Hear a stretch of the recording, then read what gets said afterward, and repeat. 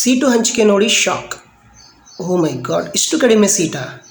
ಬನ್ನಿ ಏನಿದೆ ಅಂತ ಡೀಟೇಲಾಗಿ ನೋಡ್ತಾ ಹೋಗೋಣ ವಿತೌಟ್ ವೇಸ್ಟಿಂಗ್ ದ ಟೈಮ್. ಅದಕ್ಕೂ ಮುಂಚೆ ನೀವೇನು ನಮ್ಮ ಚಾನಲ್ನ ಸಬ್ಸ್ಕ್ರೈಬ್ ಮಾಡಿದರೆ ಸಬ್ಸ್ಕ್ರೈಬ್ ಮಾಡ್ಕೊಳ್ಳಿ, ಸೊ ದಟ್ ನಾವು ಮಾಡುವಂತಹ ಎಜುಕೇಷನ್ ರಿಲೇಟೆಡ್ ವೀಡಿಯೋಸ್ಗಳು ಅಂದರೆ TET ಆಗಿರ್ಬೋದು, GPSTR ಆಗಿರ್ಬೋದು, KSET ಆಗಿರ್ಬೋದು, ಇನ್ನೂ ಇತರೆ ಪರೀಕ್ಷೆಗಳಿಗೆ ಸಂಬಂಧಪಟ್ಟಂತೆ ನೋಟಿಫಿಕೇಷನ್ ಬರ್ತಾ ಹೋಗುತ್ತೆ. ಬನ್ನಿ ಏನಿದೆ ಅಂತ ಡೀಟೇಲಾಗಿ ನೋಡೋಣ ಈ ಒಂದು ವಿಡಿಯೋನಲ್ಲಿ. ತಾವು ಇಲ್ಲಿ ಗಮನಿಸ್ಬೋದು ಸ್ನೇಹಿತರೆ, ನೋಡಿ ಇಲ್ಲಿ ಕಾಮರ್ಸ್ನಲ್ಲಿ ಬಂದುಬಿಟ್ಟು ಒಟ್ಟು 14,000 ಜನ ರಿಜಿಸ್ಟ್ರೇಷನ್ ಮಾಡ್ಕೊಂಡಿದ್ರು. ಅದರಲ್ಲಿ ಪರೀಕ್ಷೆ ಕುಳಿತಿರೋರು 12,030 ಅಭ್ಯರ್ಥಿಗಳು. 888 ಮೆಂಬರ್ಸ್ ಎಲಿಜಿಬಲ್ ಆಗಿದ್ದಾರೆ, ಅಂದರೆ 7.3% ಇಡೀ ಕಾಮರ್ಸಲ್ಲಿ. ಅಂದರೆ ಕಾಮರ್ಸಲ್ಲಿ ಬೇರೆ ಬೇರೆ ಸಬ್ಜೆಕ್ಟ್ಸ್ ಇರೋದಿಲ್ಲಲ್ಲ, ಸೊ ಹೀಗಾಗಿ 7.3 ಆಗಿದ್ದಾರೆ. ಓಕೆ, ಅದಾದ ನಂತರ Kannada 6.1 okay, economics 6.1 okay, English 6.6 okay, ಆ್ಯಾವ್ರೇಜ್ಗಿಂತಲೂ ಸ್ವಲ್ಪ ಜಾಸ್ತಿ ಇದೆ, ಪರವಾಗಿಲ್ಲ. ಪೊಲಿಟಿಕಲ್ ಸೈನ್ಸ್ 8% ನೋಡಿ, 8.5 ಪೊಲಿಟಿಕಲ್ 8.5. ಅದಾದ ನಂತರ ಬಂದುಬಿಟ್ಟು ನೋಡಿ ಇಲ್ಲಿ ನೀವು ನೋಡ್ಬೋದು ಹಿಂದಿ 2%, ಜಸ್ಟ್ 2%. ಯಾಕಂದರೆ ಅಪ್ಲೈ ಮಾಡಿರೋದು ಕೂಡ 1,000 ಜನ ಅಪ್ಲೈ ಮಾಡಿದ್ದಾರೆ, ಸೊ ಹೀಗಾಗಿ ಅಲ್ಲಿ ಬಂದಿರ್ತಕ್ಕಂಥದ್ದು ಕೇವಲ 2%. ಇಲ್ಲಿ ನೀವು ನೋಡ್ಬೋದು ಮ್ಯಾನೇಜ್ಮೆಂಟು ನೋಡಿ 11% ಇದೆ, 11%. ಅಪ್ಲೈ ಮಾಡಿರೋರು ಕಡಿಮೆ ಇದ್ದಾರೆ, ಆದರೂ ಕೂಡ ಇಲ್ಲಿ 11% ಬಂದಿದೆ. ಅಂದರೆ ಇಲ್ಲಿ ಚೆನ್ನಾಗಿ ಸ್ಕೋರ್ ಮಾಡಿದ್ದಾರೆ ಅಂತ ಮೇಲೇ ಗೊತ್ತಾಗುತ್ತೆ. ಅಂದರೆ ಒಳ್ಳೆ ಕ್ವಶನ್ ಪೇಪರ್ ತುಂಬ ಈಸಿ ಇರ್ಬೋದು ಅಂತ ಇದ್ರ ಮೇಲೇ ಗೊತ್ತಾಗುತ್ತೆ. ಅದಾದ ನಂತರ ಬಂದುಬಿಟ್ಟು ನೋಡಿ ತಾವು ನೋಡ್ಬೋದು ಹೈ ಪರ್ಸೆಂಟೇಜ್ ಇರೋದನ್ನು ನೋಡೋದಾದರೆ tourism and administration 9%, education 9%.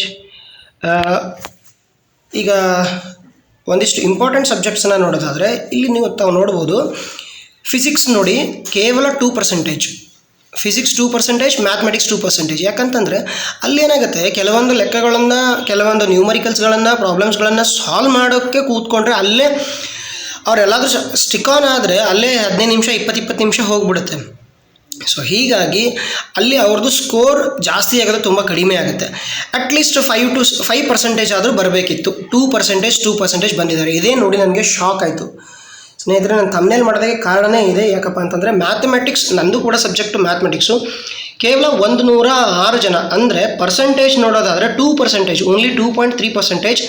Physical science 2.8%. ನಂದು CSIR ನೆಟ್ ಕ್ಲಿಯರ್ ಆಗಿದೆ. ಆದರೆ ಇಲ್ಲಿ ನಾವು ಎಲ್ಲ 46 ಸಬ್ಜೆಕ್ಟು ತೊಗೊಳೋದ್ರಿಂದ ಏನಾಗುತ್ತಪ್ಪ ಅಂತಂದರೆ ಸೈನ್ಸ್ ಮ್ಯಾಥ್ಸ್ನವರು ಕೇವಲ 2%, ಫಿಸಿಕ್ಸು ಮತ್ತು ಮ್ಯಾಥಮೆಟಿಕ್ಸ್ ಅವರು 2% ಮಾತ್ರ ಎಲಿಜಿಬಲ್ ಆಗಿದ್ದಾರೆ. ಆಮೇಲೆ ಇನ್ನು ಲೈಫ್ ಸೈನ್ಸ್ ನೋಡೋದಾದರೆ 11% ಆಗಿದ್ದಾರೆ.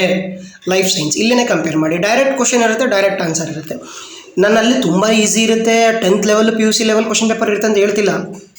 ಅಂದರೆ ಫಿಸಿಕ್ಸು ಮ್ಯಾಥ್ಸಲ್ಲಿ ಏನಾಗುತ್ತೆ, ಒಂದು ಸ್ವಲ್ಪ ನ್ಯೂಮರಿಕಲ್ಸ್ ಬಿಡ್ಸೋಕ್ಕೋಗಿ ತುಂಬ ಲೇಟ್ ಆಗುತ್ತೆ. ಹೀಗಾಗಿ GM ಕ್ಯಾಟಗರಿ, ಜನರಲ್ ಕ್ಯಾಟಗರಿಯಲ್ಲಿ 120 ಅಬೋವ್ ಮಾಡಿರೋರು ಕಡಿಮೆ ಆಗ್ತಾರೆ. ಆಮೇಲೆ ಉಳಿದ ಕ್ಯಾಟಗರಿಗಳಲ್ಲಿ 105ಕ್ಕಿಂತ ಮೇಲೆ ಮಾಡಿರೋ ಸಂಖ್ಯೆಗಳು ಕಡಿಮೆ ಆಗುತ್ತೆ. ಹೀಗಾಗಿ ನಂಬರ್ ಆಫ್ ಸ್ಲಾಟ್ಗಳೇನಾಗ್ತವೆ ಅವರಿಗೆ ಕಡಿಮೆ ಸಿಗ್ತಾ ಹೋಗ್ತವೆ. ಸೊ ಇನ್ನೂ ಕೂಡ ಇದ್ದಾವೆ, ತಾವು ನೋಡ್ಕೊಳ್ಬೋದು. ಓಕೆ, ಇಲ್ಲಿ ನೋಡಿ ಹೋಮ್ ಸೈನ್ಸ್ 14% ಇದೆ.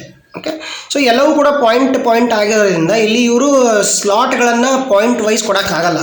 ಇಲ್ಲಿ ತಾವು ಗಮನಿಸ್ಬೋದು, ಈ ಎಲ್ಲ ಸ್ಲಾಟ್ಗಳೇನಿದ್ದಾವೆ ಹೋಲ್ ನಂಬರ್ನಾಗ ಅದಾವೆ, ಒಂದೊಂದೇ ಸೀಟರೇ ಕೊಡಬೇಕಂತೇಳಿ ಕೊಟ್ಟಿದ್ದಾರಲ್ಲ. ಸೊ ಹೋಲ್ ನಂಬರ್ನಾಗ ಇರೋದ್ರಿಂದ, ಸ್ಲಾಟ್ಗಳು ಹೋಲ್ ನಂಬರ್ನಲ್ಲಿ ಇರೋದ್ರಿಂದ ಟೋಟಲ್ ರಿಸಲ್ಟು, ಟೋಟಲ್ ಪರ್ಸೆಂಟೇಜ್ ಏನಾಗಬೇಕು 6% ಕೊಡ್ತಾರೆ ಅಂತ ಹೇಳಿದ್ರಲ್ಲ. ಸೊ ಅದೇನಾಗಿದೆ 6 ಇದೆಯದು 6.84 ಆಗಿದೆ ಅಷ್ಟೇ. ಸೊ ವಿಡಿಯೋನ ಸಂಪೂರ್ಣವಾಗಿ ವೀಕ್ಷಿಸಿದ್ದಕ್ಕೆ ಧನ್ಯವಾದಗಳು. ವಂದೇ ಮಾತರಂ.